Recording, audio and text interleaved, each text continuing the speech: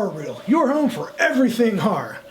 This week up on the chopping block, I have a truly independent horror movie, Bad Ben. Bad Ben is produced by Mr. Nigel Bach. Now, what Bad Ben is about? Well, here, I'm going to give you a quick little, even more so as the rundown. A budget of $300.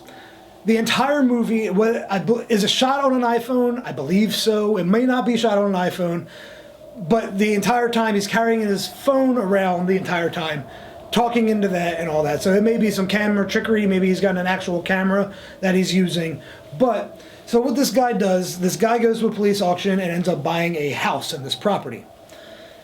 He buys the property, has all of his life savings and everything, puts it all into this property.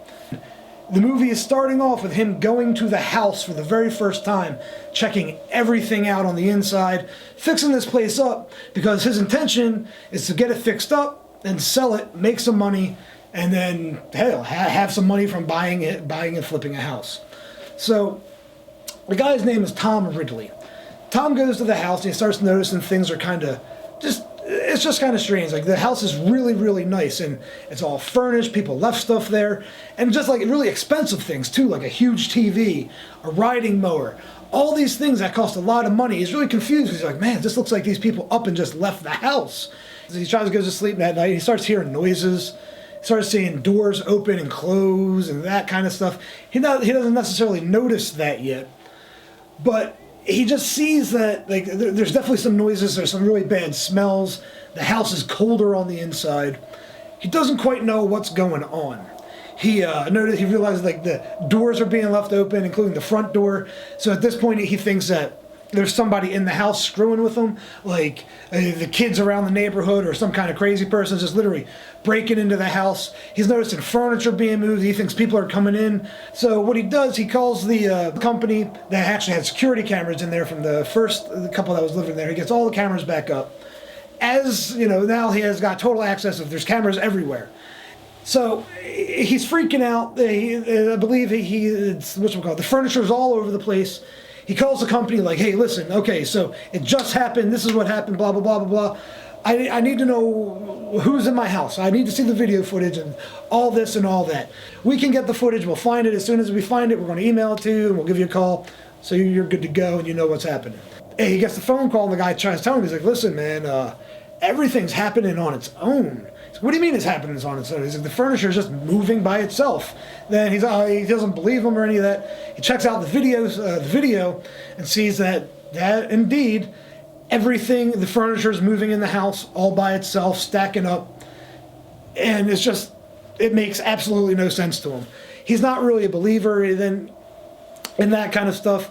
Then he starts being very like, I'm a Christian, I don't believe in this, you have no power over me. So he kind of stands up for himself. He's standing up to whatever's going on inside of this house. As he starts standing up to this, whatever it is, he at one point he even says, he's like, listen, if you want to fight, you gotta fight. And, you know, we got this. So everything kind of settles down, everything's all good for the night. He goes to sleep. Then, which is kind of cool, you see the door open, or you see the downstairs door open. You hear noises going up the steps. Then the door to his room opens. Then you see the wind, kind of where his blankets are, push up as if something's going underneath the blankets, and then just starts beating this dude's ass. You just see him just getting hit repeatedly. Whatever it is, he's taking shot after shot after shot, answering to him because he just said, yo, you want to fight, you got to fight. So this spirit, this entity, whatever it is coming right at him. He's like, all right, you got to fight then. Let's do this. Tom Ridley, then she tries to go throughout the house saying, you know, you can't be here, I want to give you peace. He goes trying, I guess, more of a cleansing of the house, but he doesn't really know what he's doing. He's just a dude like you or me trying to be like, okay, hey, you can't be here, you want peace, you need to move on, you're not allowed to be here anymore, move on to the next, and all this kind of stuff. So, but like, it seems like he's not very worried about even the guy the ghost that just beat his ass. He's more focused on, okay, I got to get this stuff, I got to get this stuff done. He's going out back to check the rest of his land. It's more towards a marshy area, and he finds a graveyard, or not a graveyard, but a a burial plot, I should say. Someone was buried here, and there's a little toy, and there's a little old school toy on it. It still works, and it looks like, but it's really small, so like really tiny. So it clearly looks like it was a child or a baby type grave that he found there. And this also, probably not the smartest move, but he's not necessarily a believer, even though the stuff's happening. Once he sees this, because he's trying to flip the house, he literally takes the toy, takes the things that are around there, all the rocks that are around, and starts moving them, kicking them all around, so any future owners won't see that, or any possible future buyers see that and are like, oh, you know what? No, we don't want this house because of that.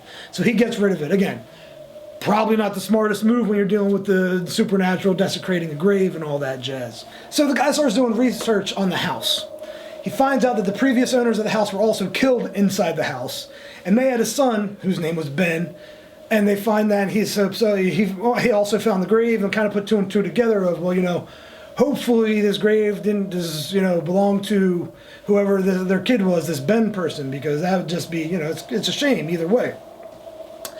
He finds this out. He finds out down in his basement that there's a door he can't open no matter what he tries. His door is just not budging. It feels like it's screwed in from the other side or whatever it was done. So it's keeping something in there so it cannot get out. So again, what do genius people do in horror movies? You do everything you can to open that door. This guy grabs an axe, starts going crazy on the door. The door ends up opening. He's able to then, he gets inside. So he finds this really long chain that's attached to something. And what's going on? He doesn't know. There's lots of loud noises. Things are making noises. He kind of freaks out. He runs up the steps to try to get away. But now that door is open, so whatever was inside is now allowed out. It can get out. And so you see him, he gets to the top of the steps, and then something grabs him. You don't see anything grab him. You just see his legs, his shirt, and everything get pulled back down. Then he kind of gets away, makes his way back up again. He gets pulled back down again. Basically, then the movie's over. I kind of gave you a bunch of spoilers in this one, but there's not a lot to say about the movie, realistically. Even though I said a lot about it, I'm almost giving you like a play-by-play because there's not a lot to say about it, because it's basically a movie about a haunted house. And it's all done via this guy's phone, and then also they incorporate the security cameras, which to me, I like that. I thought it was a cool way to incorporate everything. I dug that. I know that's kind of my thing though. I like it's a very found footage style type thing. That's 100% what this is. And to me, I believe that's what got me hooked. So that being said, I'm going to go ahead and give Bad Ben 3 out of 5 Screaming Virgins. It's a good one. You should definitely check it out. I believe it's on Amazon Prime. You can find it on there. It's, again, not a big budget, nothing crazy, but it's a fun movie, and the character Tom Ridley is a really fun character to actually watch throughout the movie. It's interesting. It's definitely fun. It's unique to an extent, but how they incorporated the security footage and just that camera, or his phone camera, really cool. I dig it. I think you will too. You should definitely check it out. If you want to send me a suggestion, hit up email. The link should be somewhere, popping up somewhere. Hit me up on Facebook, Twitter, Instagram, Snapchat, all the social medias, and little comments right now. Whatever it is, let me know what movie you want me to check out. And you never know, you may see that movie coming up next time on the Horror Reel. So that's all I got, and I'm going to get out of here. But remember, if you're not down, beware.